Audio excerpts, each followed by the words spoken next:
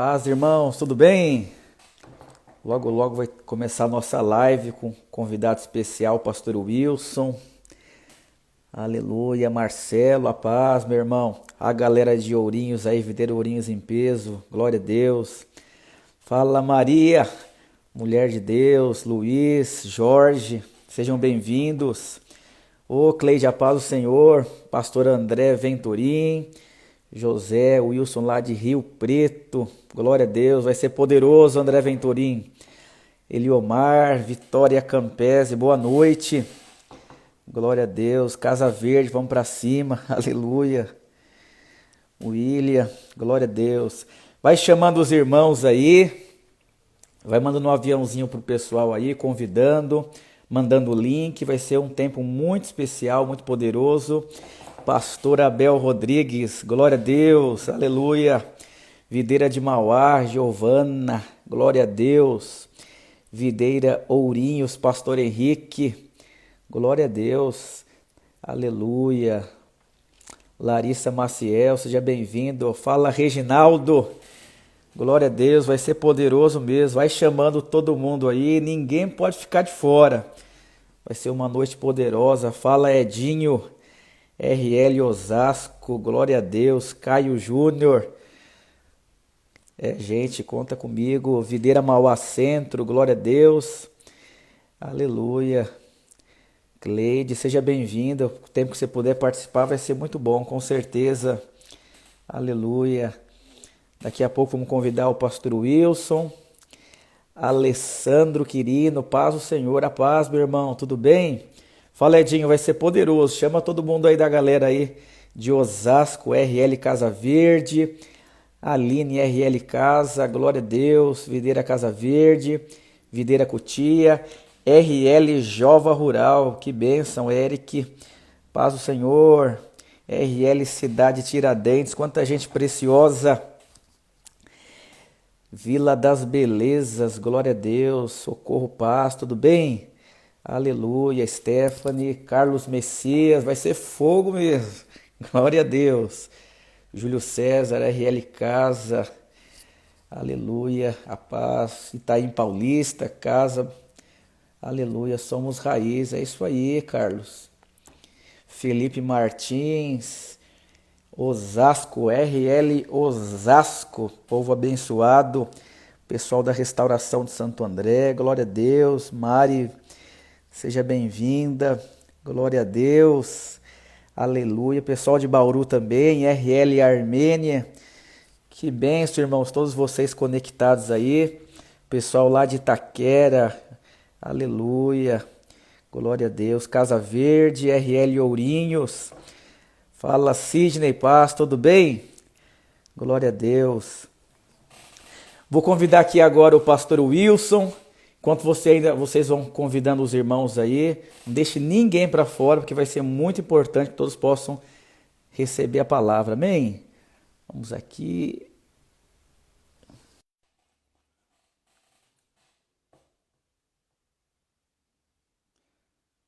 Chamando aqui o pastor Wilson.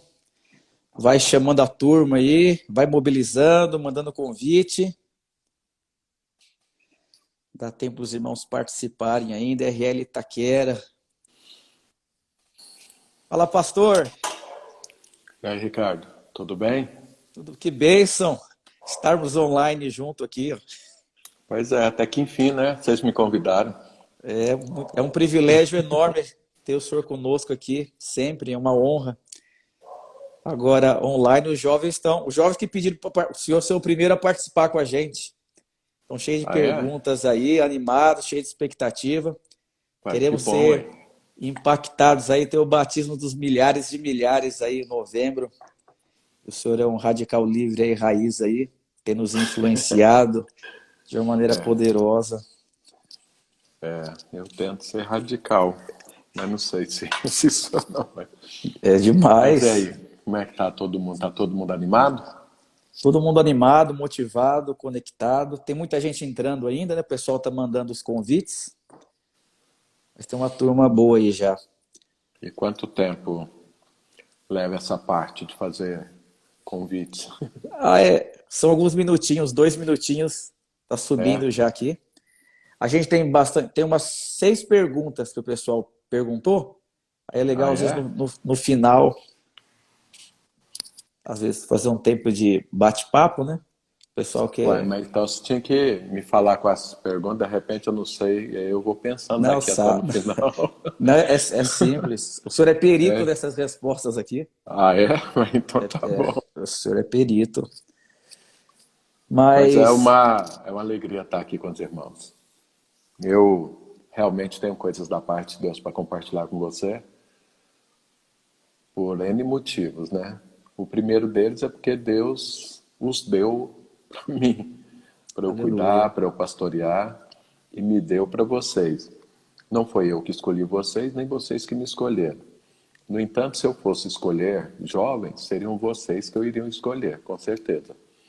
Não sei se Amém. vocês me escolheriam como pastor. Mas, em sendo assim, com certeza Deus sempre usa aqueles instrumentos que Ele levanta para abençoar o povo que Ele quer que abençoe.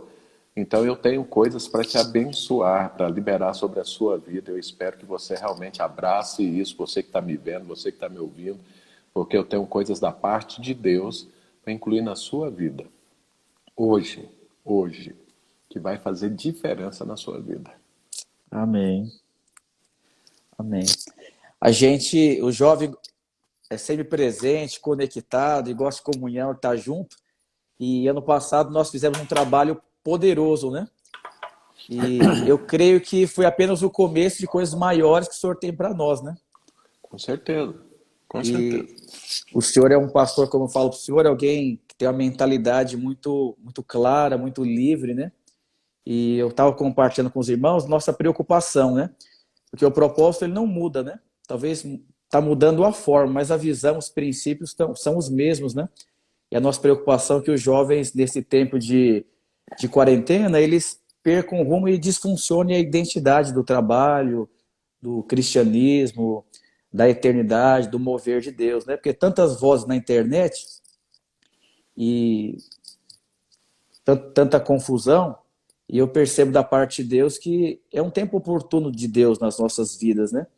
De nós consolidarmos nossa visão, ajustarmos os princípios, porque Deus tem coisas poderosas. Deus nos separou nesse tempo e nós somos uma resposta do Senhor nessa geração, né? E eu sei Com que o Senhor é alguém certeza. muito usado por Deus na questão da visão, dos princípios, do rumo, e o Senhor é um pastor também que muda rapidamente a forma, né? Pela sua idade, como disse para o Senhor, você tem a mente muito livre, né? Você é mais livre que muitos jovens, né? E eu sei que isso é por causa do poder do Espírito Santo, né? Olha, eu creio que eu tenho a mente de Cristo, né? Porque a Bíblia diz isso. Então não tem limites para a mente de Cristo. Então nós, por termos essa mente, à medida que Deus vai mudando o contexto, ou vai nos colocando em contextos diferentes, nós precisamos nos ajustar sobre isso. Porque se não se ajustar, perde o tempo e depois perde o modo. E aí acabou o propósito, né? Então, o propósito de vida não Verdade. muda, não muda, não muda. Sabe por que que o propósito de vida não muda? Porque Deus não muda. Não tem sombra de variação em Deus. Então, Deus conhece tudo e sabe tudo que vai acontecer. Quando Ele define algo para mim, para você, para qualquer filho de Deus, e Ele já sabe tudo que vai acontecer. Então, Ele não muda. Deus não depende da circunstância para, isso não deu certo, então eu vou fazer isso. Isso não é possível, então eu vou fazer aquilo. Não. Deus tem um rumo, não muda nunca, porque nada pode parar Deus e Deus não varia. Por isso nós podemos crer nele, porque ele é perfeito. Ele falou, aquilo que ele falou está falado para sempre.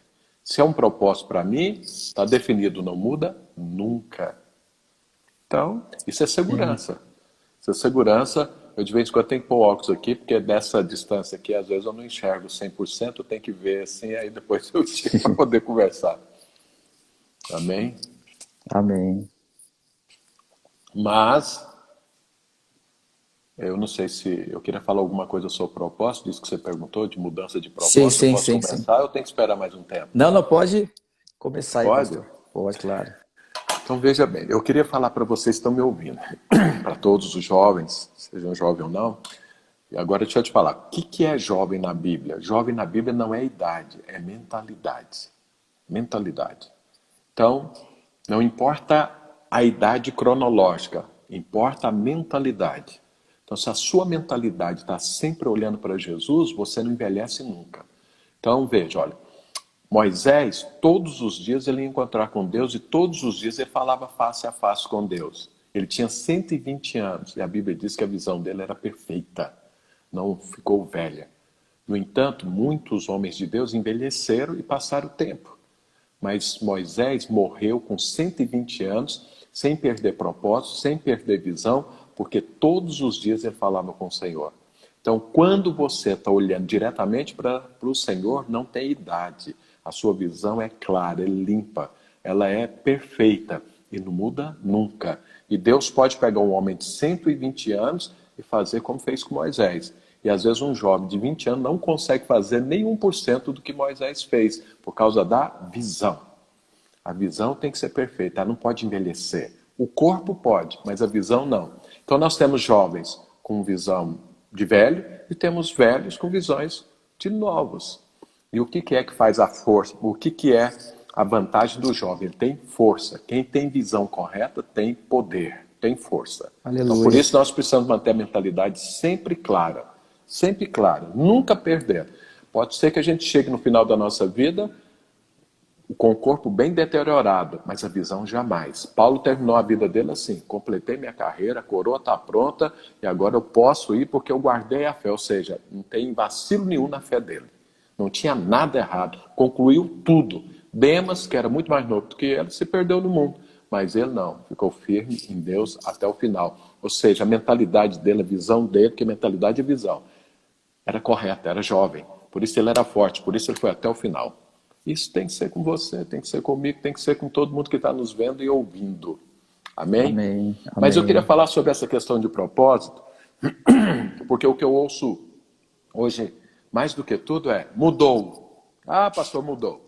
Ah, pastor, mudou. E agora o que nós vamos fazer? E eu fico pensando, eu não entendo essa pergunta. O que nós vamos fazer agora que mudou?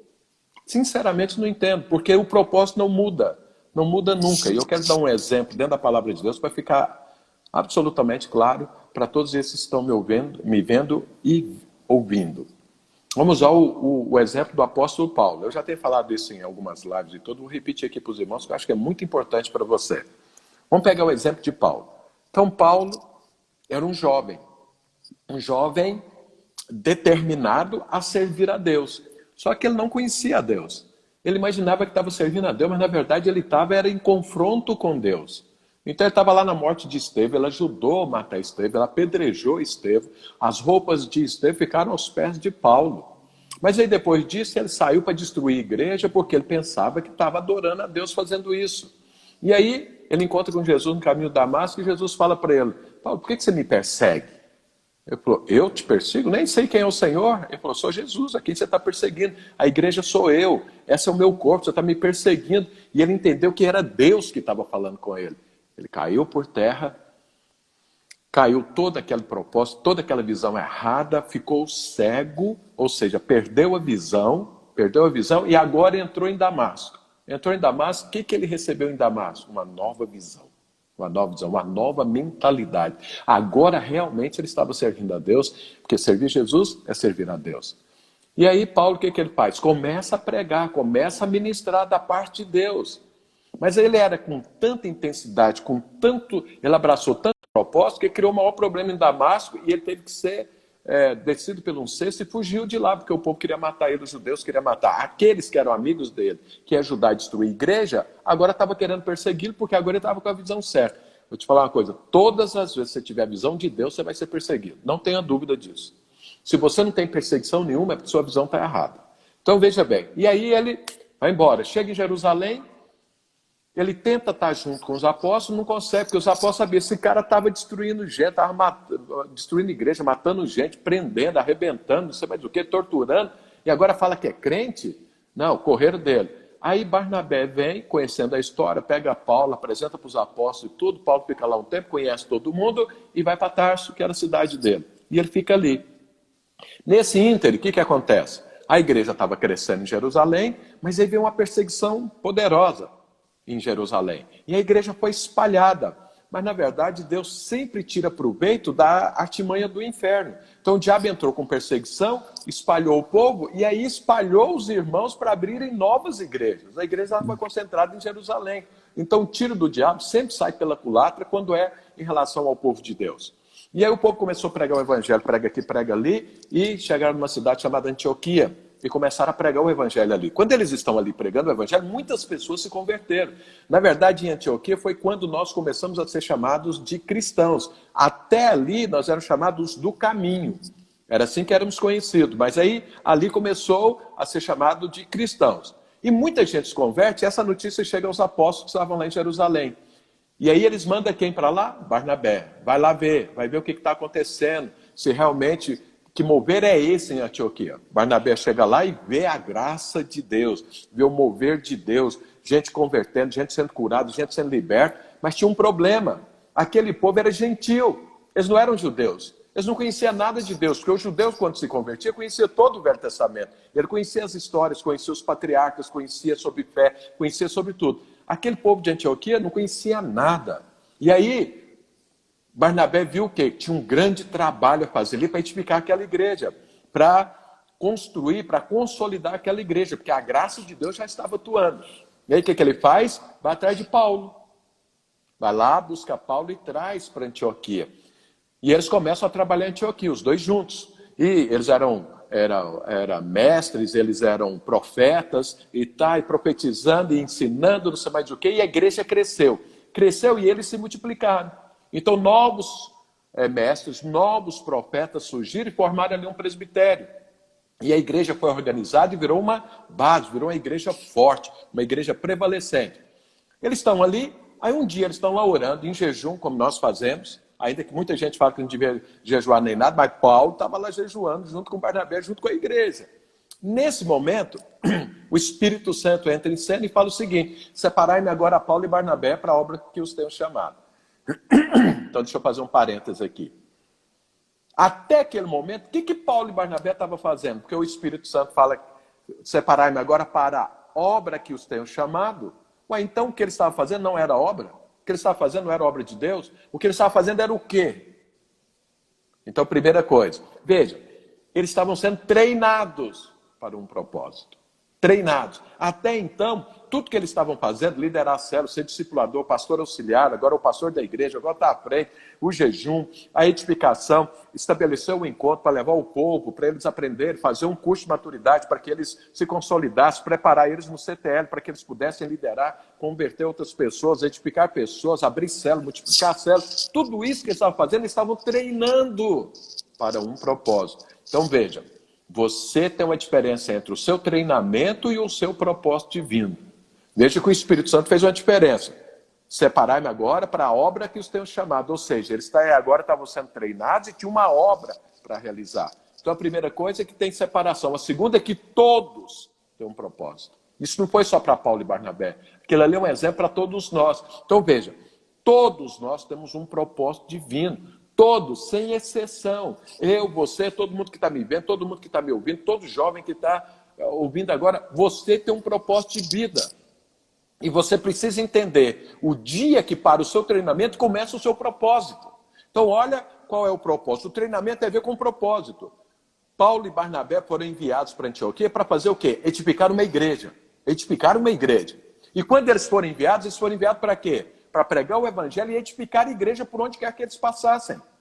E aí eles saíram. Então veja bem, você precisa entender se você está dentro de um treinamento ou dentro de um propósito. Porque se você falhar no treinamento, o propósito não chega, você não cai dentro dele. E infelizmente, tem muitas pessoas por aí que nunca entraram no propósito divino, eles estão brincando e às vezes estão num treinamento que estão sendo reprovados dia após dia e nunca é aprovado para entrar no propósito. É mais ou menos alguém que vai fazer o primeiro grau e nunca vai para o segundo, porque fica sendo reprovado no primeiro sempre. Mas tem gente que nem entra no primeiro grau. Então veja, tem pessoas que nem entram no propósito de Deus, nem no treinamento. Então eu quero falar para você, existe um propósito divino, que antes que houvesse mundo, Deus te preparou para ele. Existe esse propósito. E esse propósito não muda. Agora vamos ver o propósito. Barnabé e Paulo entram no propósito. Eles saem, vai de cidade em cidade, pregam o evangelho, pessoas se convertem, eles orientam essas pessoas, batizam essas pessoas, organizam a igreja e vai para outra cidade. E assim eles fizeram. Passaram meses fazendo isso. E depois eles voltaram para Antioquia. E quando eles voltaram para Antioquia, eles deram notícia para a igreja. Olha, aquele propósito, aquela obra que Deus nos mandou fazer, nós fizemos. Está aqui os frutos, está aqui os testemunhos. E a igreja se alegrava, a igreja tinha prazer em ouvir aquilo, e todo mundo era edificado e tudo bem. Depois de um tempo, Paulo fala para Barnabé, vamos voltar para consolidar mais ainda as igrejas, ver como elas estão, orientá-las e abrir novas igrejas. Barnabé concordou, então vamos lá, porque essa é a obra que Deus nos deu. E aí o que acontece? Mas eles tiveram um problema na equipe. Barnabé queria trabalhar com um, Paulo queria trabalhar com o outro, acabaram se separando, um foi para um lado, outro foi para outro, e Paulo vai embora. E aí Paulo está ali pregando o evangelho, chega numa determinada hora, na segunda viagem missionária dele, que ele queria pregar a palavra em Éfeso. Deus falou, não é momento, não é hora. Você está dentro do meu propósito tem que fazer aquilo que eu quero que você faça. Não é o que você decide, não é o que você escolhe, é o que eu quero que você faça. Então, irmão, o propósito é divino, não é seu, é de Deus, é para você, mas é de Deus. Dentro do propósito divino, eu e você temos que andar na unção, no mover do Espírito Santo, tem que estar debaixo da nuvem. A hora que a nuvem para, você para, a hora que ela anda, você anda. Você não escolhe o caminho, você não escolhe o lugar, você está a serviço de Deus. Bom, ele tentou ir para Éfeso, não deu certo, então vou para Bitínia. O Espírito Santo também falou, não, aí também não. Aí ele parou e falou, bom Deus, então fala para mim onde tem que ir. À noite Deus fala para ele, você vai pregar o evangelho agora, é na Macedônia, era um país da época. Até hoje já voltou a esse país há poucos anos atrás. E aí eles vão para esse país, chega lá, a primeira cidade importante que eles pararam foi Filipos. E aí o que Paulo foi fazer em Filipos? O propósito divino, estabelecer uma igreja. Paulo chega na cidade, não conhece ninguém. E aí o que ele faz? Falou, eu preciso procurar um lugar para estabelecer uma igreja. Eu preciso pregar para pessoas, porque a igreja são as pessoas. Então elas precisam converter, elas precisam ser batizadas nas águas e no Espírito Santo, e aí eu formo uma igreja, oriento e depois vou para outro lugar. E ele procurou na cidade, ele achou um lugar, que era um lugar de oração, onde as pessoas iam orar. Ele falou, esse é o lugar. Isso aqui é Deus me deu. Eu vou pregar o evangelho aqui, porque as pessoas já vêm para cá para orar, e eu vou pregar o evangelho. As pessoas iam lá orar por N motivos. Ele falou, mas aqui elas estão abertas a ouvir uma mensagem. E ele começou a pregar. E começou a pregar, foi pregando, e as pessoas foram convertendo. E uma delas que se converteu, chamada Lídia. E aí o que aconteceu? Essa Lídia converteu, e ela constrangeu Paulo a ficar na casa dela. E Paulo, o companheiro dele era Silas. Falou, não, fica na minha casa. E aí eles ficaram e continuaram lá nesse lugar de oração, sempre pregando.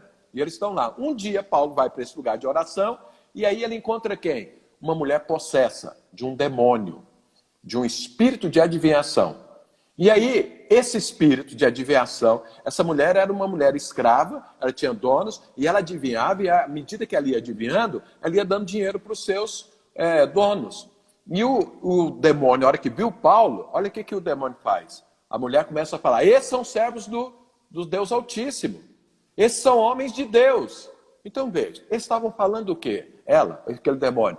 Uma mentira ou uma verdade? Eles estavam falando a verdade. Paulo ouviu aquilo, não gostou, deixou para lá, continuou. Passado muitos dias, todo dia, esse demônio falava isso. Era Paulo aparecer, eles falavam isso. O que Paulo fez? Expulsou o demônio. Agora eu te pergunto, por que Paulo expulsou o demônio se o demônio estava ajudando ele e estava falando a verdade? Sabe por quê? Que certa vez Jesus falou o seguinte, Jesus estava lá ensinando seus discípulos, e daí a pouco ele falou, olha, o príncipe desse mundo vem, vamos embora, porque não tem nada em mim, nada. Então nós não precisamos de nada do demônio, nós não precisamos nada do inferno, nós temos tudo que nós precisamos em Jesus Cristo. Nós não precisamos e nem devemos depender de nada que seja do inferno. E esse mundo é do inferno, nós não precisamos nada do mundo para pregar o evangelho, nós não precisamos nada do mundo para cumprir um propósito, nós não precisamos nada do mundo para estabelecer o reino de Deus. Veja que uma vez lá atrás, Abraão foi lá, era legítimo, ele, numa guerra, que os reis tinham prendido os reis de Sodoma e Gomorra, Ló junto, ele foi lá, ganhou a guerra, o rei de Sodoma chegou para ele e falou, tá bom, você ganhou, é tudo seu, mas me dá pelo menos as pessoas e fica com toda a riqueza. Abraão levantou a mão e falou assim, nunca, Não quero nenhuma corrente de sandália sua, para você não vir falar que você me enriqueceu. Abraão falou, ou eu fico pobre ou rico, dependendo de Deus, mas do mundo e do inferno não quero um centavo. Não quero nada. Eu não tenho nada a ver com o mundo. Eu já saí do mundo. Eu faço parte de outro reino. Foi isso que Paulo fez. Ele faz parte de outro reino. Ele não quer a ajuda do diabo. Ele expulsou o demônio. Mas aí aconteceu algo. Quando ele expulsa o demônio, a mulher agora parou de adivinhar. Os donos dela, vendo isso, ficaram muito indignados. O que eles fizeram? Pega Paulo, pega Silas, arrasta eles para a praça da cidade onde as autoridades ficavam, e começou a falar para as autoridades. Esses homens são judeus e estão pregando contra nós, contra os nossos costumes, contra o que nós cremos, contra as autoridades, contra o rei. Eles estão pregando contra tudo, porque está anunciando um outro rei, Jesus. Eles estão falando de outra coisa. Que absurdo. As autoridades ficaram assim, alvoroçadas com aquilo. Aí chama os pretores. Os pretores eram os prepostos do Império Romano na cidade para fazer valer o Império Romano. Os pretores eram aqueles que eram as autoridades de fato, que faziam justiça, que prendia, que fazia tudo. Os pretores vêm ao ouvir aqueles homens falando sobre Paulo e Silas, o que eles fizeram? Arrancaram a roupa de Paulo e Silas e pau neles. E bateram com vontade neles. E aí pega eles sem ouvi-los, só de ouvir os donos da escrava. Pega Paulo, pega Silas, leva para a cadeia e fala para o carcereiro assim, olha, esses homens, você toma cuidado com eles, que são muito perigosos. O carcereiro, ao ouvir isso, ficou preocupado. Pega Paulo e Silas, põe lá no cárcere interior e amarra o pé deles no tronco, prende os pés dele no tronco e Paulo está lá sentado. Agora, dentro da cela, preso, todo arrebentado, com os pés no tronco. Então, olha, o que Paulo estava fazendo para ele acontecer aquilo com ele? Ele estava dentro do propósito divino. Ele estava pregando a palavra de Deus, ele estava estabelecendo uma igreja. O propósito, ele estava cumprindo o propósito de Deus. Ele não estava brincando, ele não estava pecando, ele não estava fazendo mal, ele não estava relaxado, ele não estava dormindo, ele não estava no Netflix, ele não estava no Instagram da vida, ele não estava desfrutando do mundo, ele não estava na praia, ele não estava em nada. Ele estava pregando o evangelho, estava expulsando demônio. Ele estava dentro do propósito divino. É isso que Paulo estava fazendo. O que aconteceu com ele dentro do propósito? Foi parar lá dentro da cadeia. Eu sempre gosto muito dessa passagem, eu prego ela demais. Porque é o seguinte, eu sempre me coloco no lugar do que está acontecendo para ver qual seria a minha reação.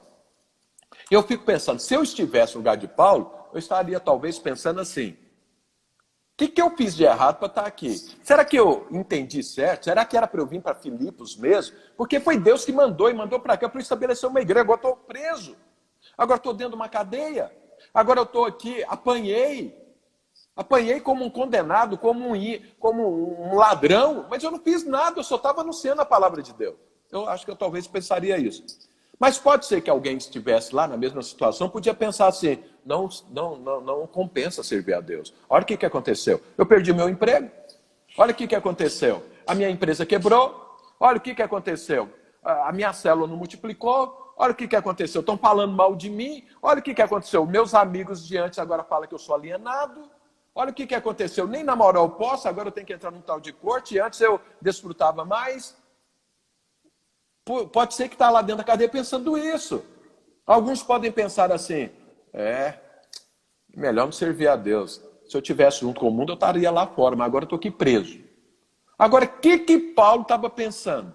O que Paulo estava fazendo? A Bíblia diz que meia-noite, Paulo estava adorando a Deus. Ou seja, por que Paulo foi treinado e por que ele entrou no propósito? Porque ele estava pronto para o propósito. Ele não tinha dúvida nenhuma do propósito. Ele só tinha convicção do propósito.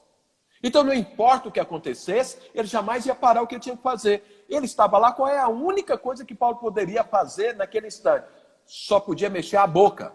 Agora, porque estava todo preso, todo manietado num tronco. Então, veja, Paulo, a única coisa que ele podia era abrir a boca. Ele podia abrir a boca para murmurar, para duvidar, ou para confirmar e adorar a Deus, estabelecer e proclamar sua fé.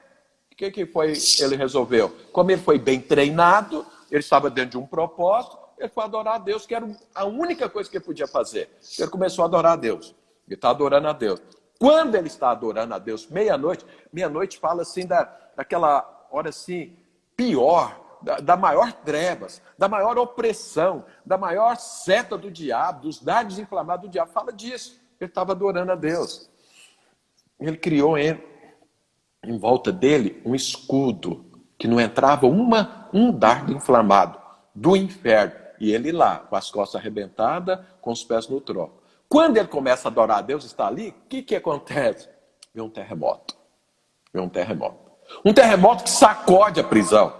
Mexe com os alicerces da prisão. Está escrito isso na Bíblia. Agora, eu imagino que você já deve ter visto filme de terremoto, que teve algum terremoto, você já viu alguma reportagem.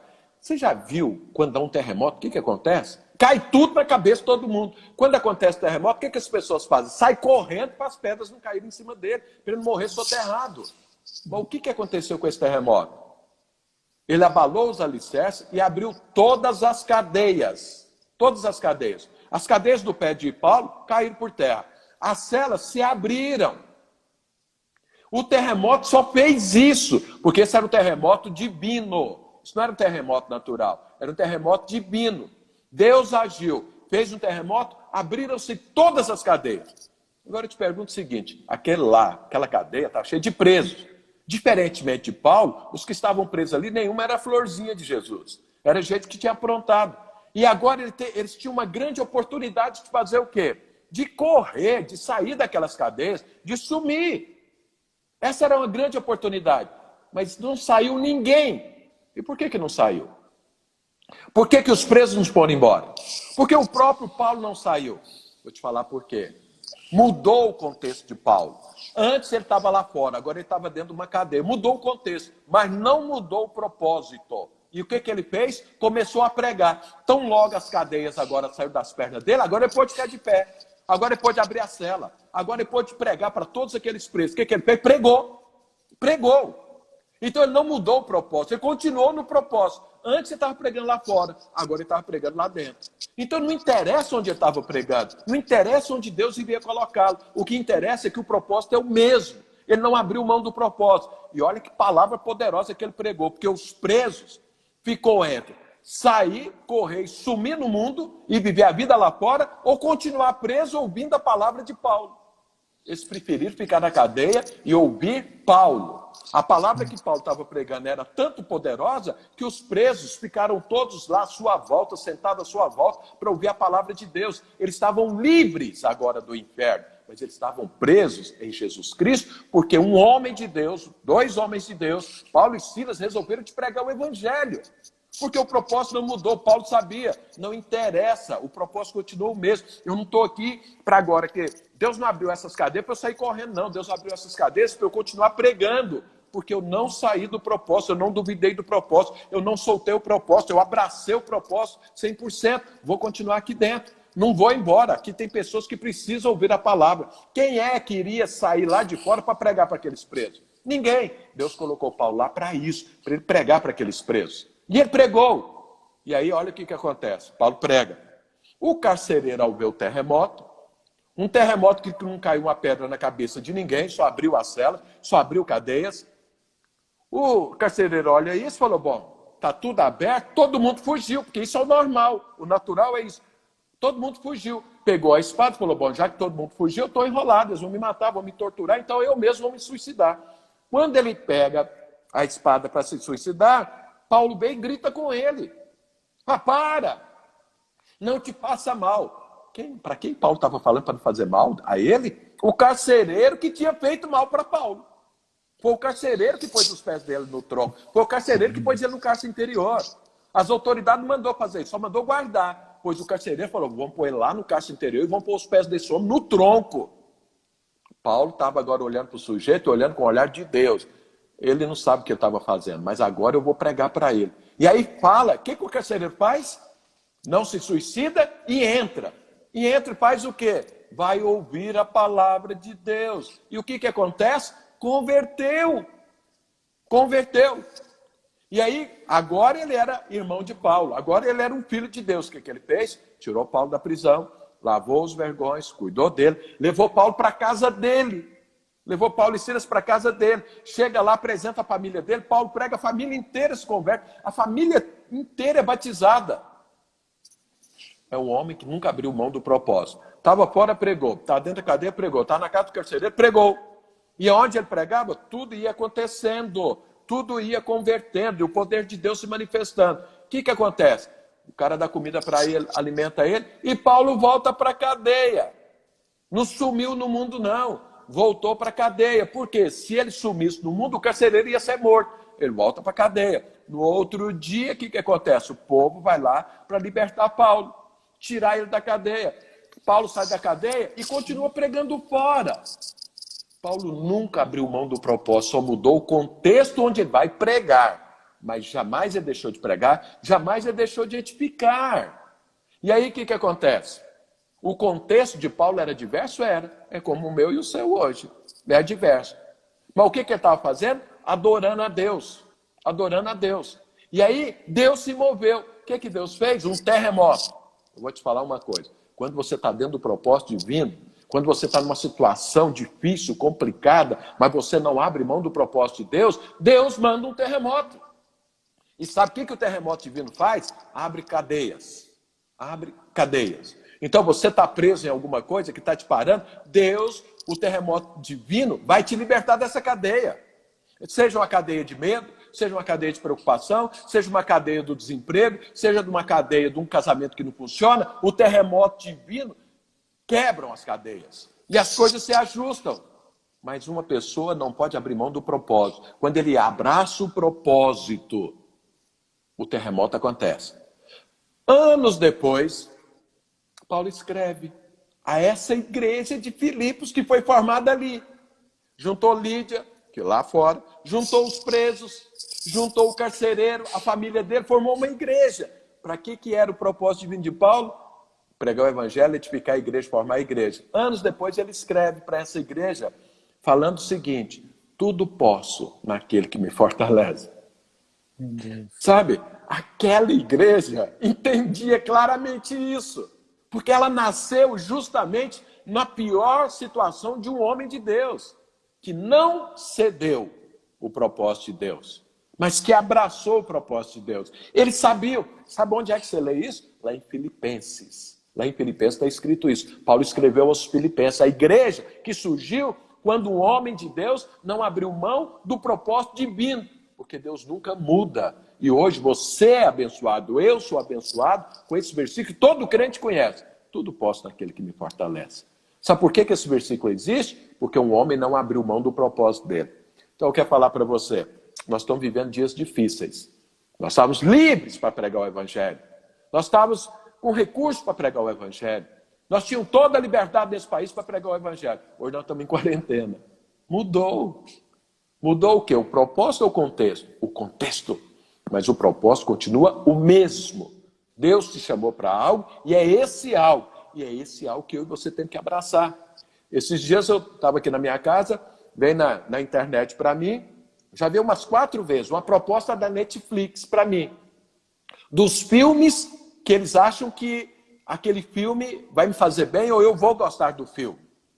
Eu não sei como que é que eles escolhem esses filmes, mas deve ter um algoritmo de inteligência artificial que eu entro no Google, eu faço pesquisa, eu falo nos Instagram da vida, não sei mais o que, e eles devem capturar informações, ver o que eu penso, o que eu gosto, e fala, e eu dei uma olhada nos filmes e falei, nossa, esses filmes realmente são interessantes. Então eu tenho 2 coisas hoje para fazer. Eu vou pegar a programação da Netflix e vou segui-la, ou eu vou continuar o meu propósito de edificar a igreja. E o que é que eu estou fazendo com você aqui? Vê se eu estou propondo para você uma seleção de filmes que você vê sentado no sofá, tomando Coca-Cola e comendo pipoca. Não, eu estou aqui pregando a palavra de Deus, te edificando, realizando o meu propósito, para que você realize o seu também. Sabe por quê? Porque nós temos que escolher. O contexto mudou. E o contexto hoje é pior do que o contexto que nós estamos vivendo. Hoje tem uma praga do inferno aí, matando pessoas. Matando pessoas. E nos colocou dentro de casa. E aí nós vamos usar o Instagram, vamos usar o YouTube, vamos usar o Facebook, vamos usar o que tiver que usar, o WhatsApp, para continuar edificando a igreja, para continuar dentro do nosso propósito divino. Nós não podemos parar, nós temos 3.000 almas, que era o nosso alvo, para gerar esse ano, e vamos gerar, porque agora nós temos a oportunidade de gerar até mais. Sabe por quê? Aleluia. Antes muitos tinham que trabalhar, antes muitos tinham que estudar, antes tinham que fazer muitas coisas. Hoje não, está todo mundo parado. Está todo mundo parado dentro de casa. Então nós temos mais tempo. Então esses 3 mil nós podemos passar para 5 mil, porque hoje o alcance é muito maior, o tempo nosso é muito maior. Só não vamos conseguir os 3 mil, sabe por quê? Numa condição. Se você achar que o propósito mudou, se você achar que tem outras coisas para fazer, se você achar que tem outras coisas mais relevantes para fazer. Paulo tinha um discípulo chamado Demas. Ele achou que o mundo era mais interessante. Ele achou que se envolver no mundo era uma coisa mais produtiva.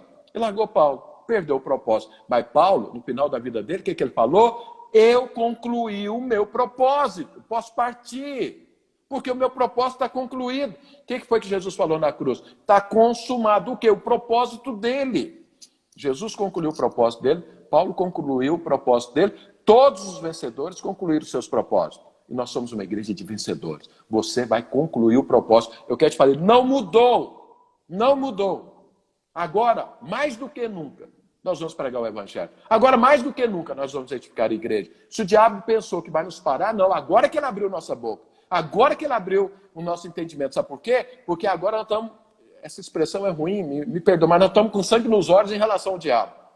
Sabe? Olhando para ele e falando assim, se você está pensando que você veio por um caminho para me parar, você vai voltar por 7. Porque eu não vou parar agora que eu vou pregar, agora que eu vou fazer, agora que eu vou orar, agora que eu vou adorar, agora que eu vou ministrar, agora que eu vou discipular. Por quê? Porque agora eu tenho tempo.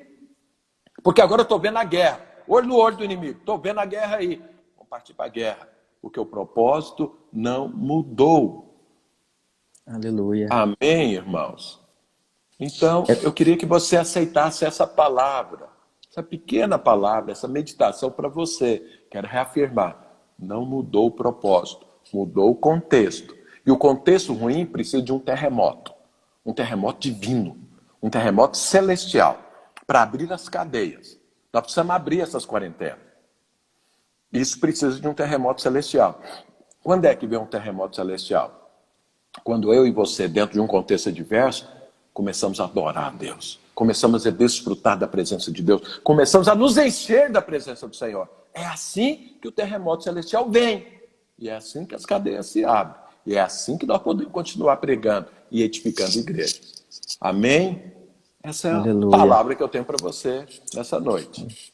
É como Daniel, Davi também, né, pastor? José, em tempos de caos, de crise, foram respostas, né? Como Davi, né? Olha, Davi... não tem vencedor que não passe por momentos ruins. Não existe isso, porque os momentos ruins forma, edificam um vencedor. Porque é ali que ele é provado. É ali que a estaca é firmada. É ali que ele realmente é formado para a guerra. Lá em Jeremias fala que Moabe não é vencedor, porque não foi passar de vasilha para vasilha. Ele nunca vai poder ser chamado de um guerreiro pronto para a guerra. Sabe, aquilo que não é passar de vasilha para vasilha, vasilha é o contexto que nós vivemos. Cada hora estamos num. Para quê? Para nos formar para uma guerra, para nos amadurecer, para nós sermos, como Jesus falou, uma igreja prevalecente, que as portas do inferno não prevalecem. Então a guerra faz parte da vida de todo mundo. Pode olhar na Bíblia, todo vencedor, toda vencedora passou por momentos ruins, onde eles foram firmados, formados, edificados, forjados no poder do Espírito Santo. As suas estacas são firmadas, é aí quando você é confrontado, é aí quando o diabo vem, quando você tem que olhar ele no olho e ordenar que ele saia, que ele se afaste, para destruir as obras dele, estabelecer a igreja, é que um vencedor é formado. Então, glória a Deus pela tribulação. Sabe por quê? Deus vai fazer bênção dessa tribulação, na minha vida, na sua, de todos aqueles que estão nos olhando, vendo e ouvindo. Aleluia. Poderoso. Pastor, tem algumas perguntas aqui. Agora, deixa eu falar algo aqui. Deixa eu falar algo para os irmãos, para os jovens. Deixa eu aproveitar aqui, tem mais um tempinho, depois eu ver se você responde a pergunta. Porque se eu não responder aqui, depois pode mandar que eu respondo. Por que eu sei que essa praga é do inferno? Por que isso não é um fruto do acaso ou, uma epidemia comum? Por que eu sei que isso é do inferno? Vou te falar algumas coisas porque eu sei que isso é do inferno. Primeiro, está se formando e abrindo a possibilidade de um governo mundial que é o governo do anticristo. Está começando. Isso é o fim dos tempos. Isso não era impossível alguns dias atrás, alguns meses atrás. Segundo, mandou fechar a igreja, mandou parar os cultos. Só o inferno tem esse desejo. O diabo trabalha contra a igreja. Então, isso, se fosse um problema de saúde, por que fechar a igreja? Se está afetando a igreja, é porque é do inferno. E terceiro, qual é o grupo de risco nessa enfermidade? Os nossos velhos. Quem são os velhos no nosso meio? São os sábios, são os anciões, são aqueles que adquiriram sabedoria, são aqueles que devem ser respeitados e honrados, e quando a gente precisa de alguma coisa, tem que consultar os velhos, os anciãos. Os anciãos devem ser consultados. Deus, um dos nomes de Deus é ancião de dias. Então veja, se você olhar em toda a Bíblia, os anciãos são aquelas pessoas que eles decidem e dão direção para quem está fazendo as coisas acontecerem. Então, Davi tinha um conselho de anciãos. Ele seguiu os anciãos. Salomão também. Roboão, filho de Salomão, ele foi seguir quem? O conselho do jovem. Dividiu o reino. Roboão era o Robobão. Porque ao invés de seguir os velhos, ele foi seguir os novos.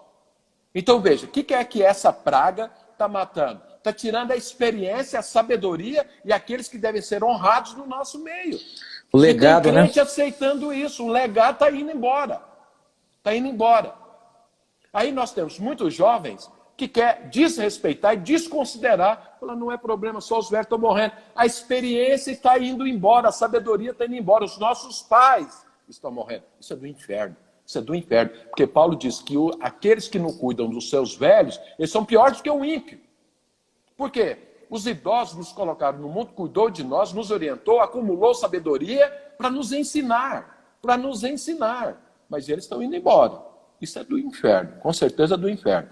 Então eu quero falar para você, jovem.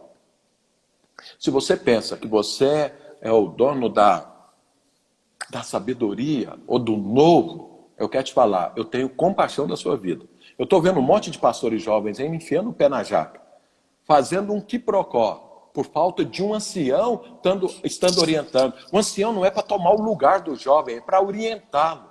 É para falar para ele, olha, isso aqui nós já caminhamos, isso aqui, olha, não faça isso. E o jovem de olhar para os anciãos e falar assim, eu preciso dessa sabedoria, porque eu tenho a força da juventude, mas não tenho a sabedoria do idoso. Eu preciso dessa sabedoria, devia honrá-lo, devia respeitá-lo.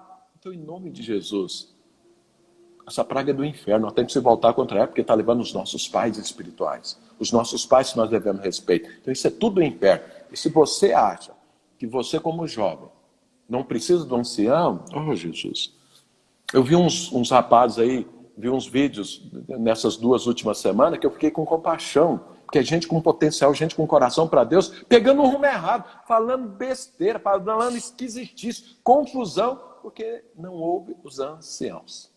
Eu espero que não seja o seu caso, em nome de Jesus. Diga.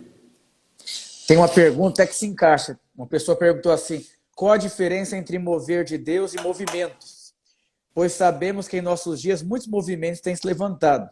Mas será realmente que estão debaixo de um mover de Deus? Como discernir isso? Olha, mover de Deus não é oba-oba. Mover de Deus é aquilo que está dentro de um propósito divino. O mover de Deus tem a ver com um propósito divino. Então você precisa olhar, porque Deus, a nossa vida cristã, ela é uma vida tipo uma corrida daquela que tem várias pessoas correndo e que você passa o bastão, quando você termina um tempo, passa para o outro começa a correr e vai. Então é uma equipe. Não existe voo solo no reino de Deus. É um voo de uma equipe. Desde Adão até nós. E se Jesus não voltar mais outras gerações, se Jesus voltar amanhã e terminar na nossa geração, a gente vem aprendendo com os que passaram e vão passando um para o outro. Quando alguém fala e pensa que ele é o cara que começou alguma coisa nele, pronto, isso é só um movimento.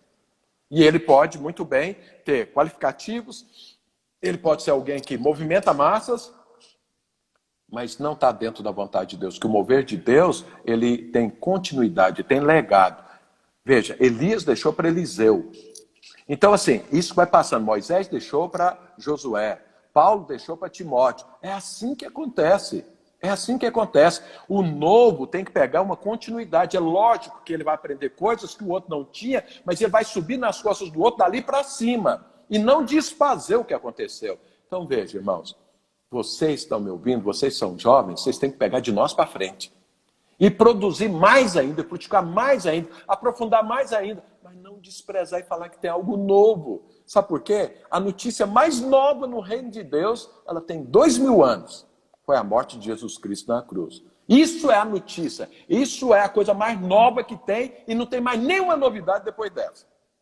Isso é o que está escrito na palavra de Deus. Agora nós podemos aprofundar nessa novidade. E é isso que nós temos que fazer.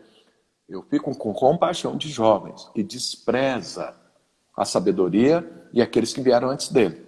Porque isso não é bíblico. Isso não está escrito na palavra de Deus. Nem na velha aliança e muito menos na nova. Então o mover de Deus tem história. Tem história. Tem alguma coisa que veio e produziu aquilo, e aquilo vai produzir uma outra coisa. Então, o mover lá da Rua Azusa produziu o movimento pentecostal. Pegou algo antes, algo que acrescentou e produziu, e todas as igrejas no planeta foram abençoadas com isso. E assim vai. Então, tudo é dessa forma. O mover de Deus é assim. Mas todas as vezes que alguém ele passar um corte para trás, isso é um movimento e não é um mover. Tem outra pergunta aqui. Depois que eu escolhi o caminho de ser um pastor, ser um homem de Deus, vou existir muito sacrifício que eu vou ter que fazer no meio do caminho. Na sua opinião, qual que é o maior sacrifício para alguém se tornar um pastor, de uma maneira prática? Não tem nenhum sacrifício, porque quando alguém quiser ser um pastor e pensar que ele vai ter que se sacrificar, então ele não pode ser pastor. A questão de ser pastor é prazer, não é sacrifício. Então nada que acontece na minha vida ministerial, para mim é sacrifício. Eu faço com prazer e com alegria. Então veja, quando você tem um filho, quando você tem um monte de sacrifício, entre aspas, que você passa pelo seu filho, mas nenhum você acha que é sacrifício. Sabe por quê? Você ama seu filho. Você faria muito mais ainda por ele. Você daria até sua vida por ele. Então, o ministério não é feito de sacrifício. É feito de glória em glória, de fé em fé. Isso não é sacrifício. Porque se é sacrifício, mas isso dói muito, eu tenho que abrir mão do mundo, o meu gosto do mundo, meu Deus do céu, eu tenho que abrir mão do namoro para fazer uma corte, quão difícil, mas eu vou lá, eu vou conseguir, eu vou vencer. Irmão, você não sabe ainda o que é a vida cristã, você nem experimentou de Deus, porque se tivesse experimentado, você chutava o namoro e abraçava a corte como prazer.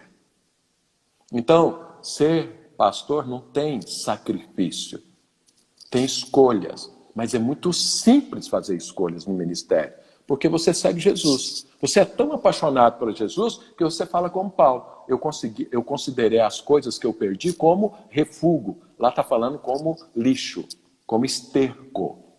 Eu considerei isso porque eu encontrei algo infinitamente melhor. Então não tem sacrifício no ministério.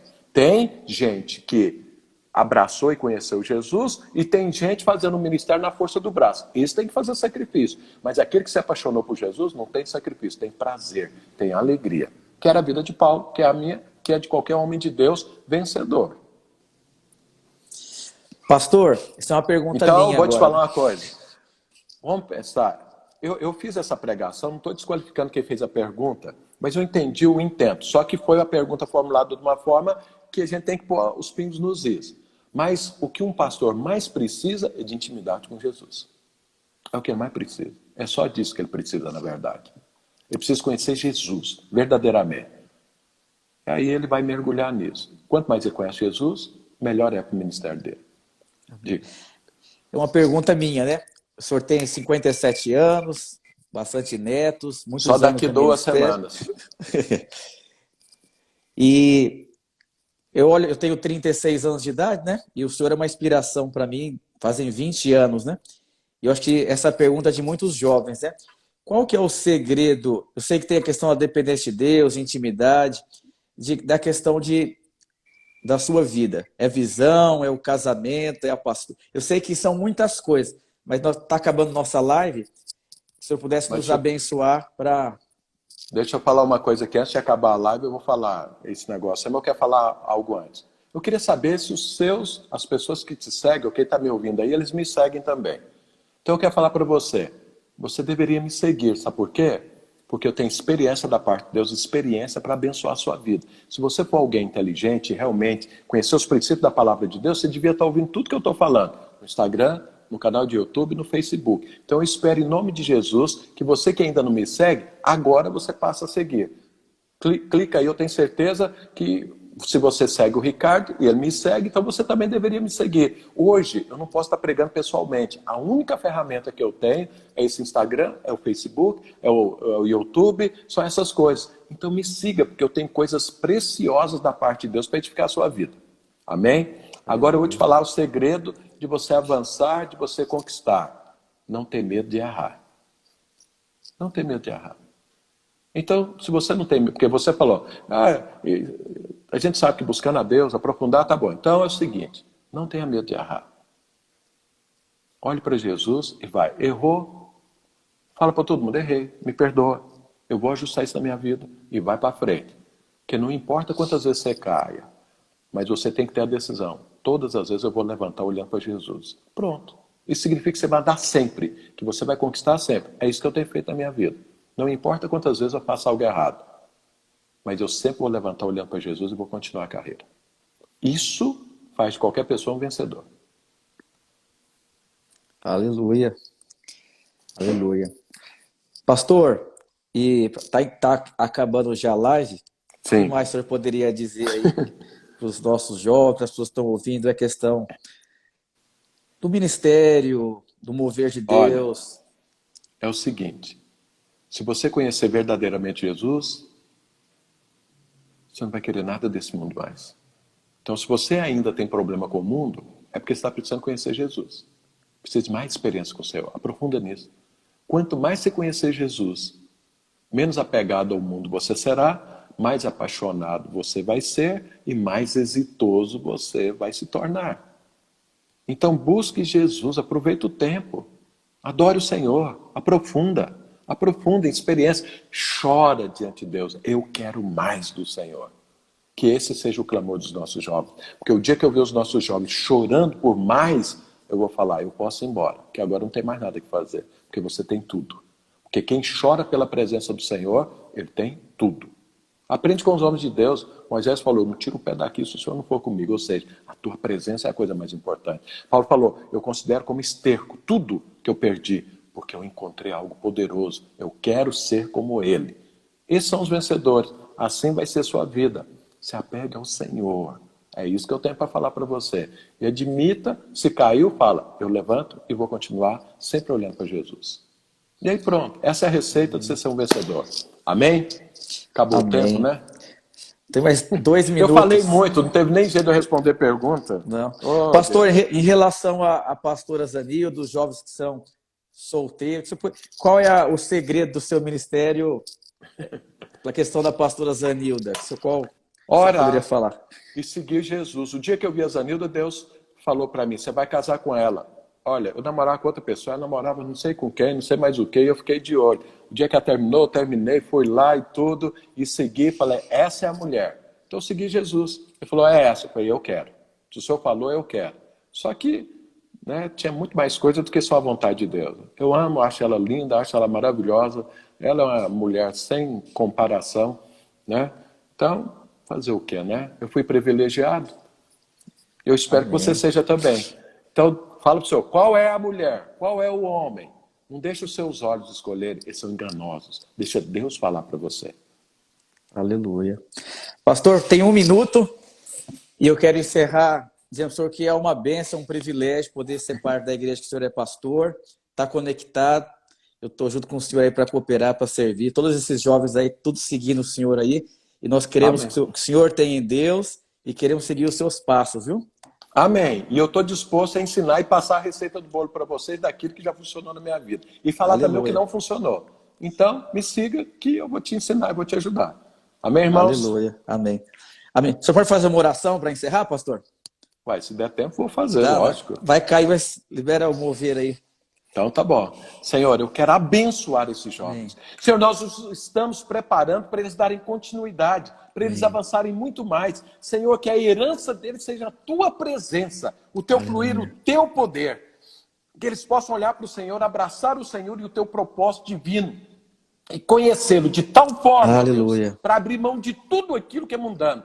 De não ter amor em nada nesse mundo, nem no mundo e nem nas coisas do mundo, que ele esteja olhando para o teu reino, esteja disposto a edificar a tua igreja, porque assim, ó Deus, a obra vai continuar, vai haver um legado, as coisas serão conquistadas e eles serão abençoados, eles serão glorificados, eles receberão do Senhor o elogio, servo bom e fiel, assim que eles chegarem diante do Senhor. Eu os abençoo.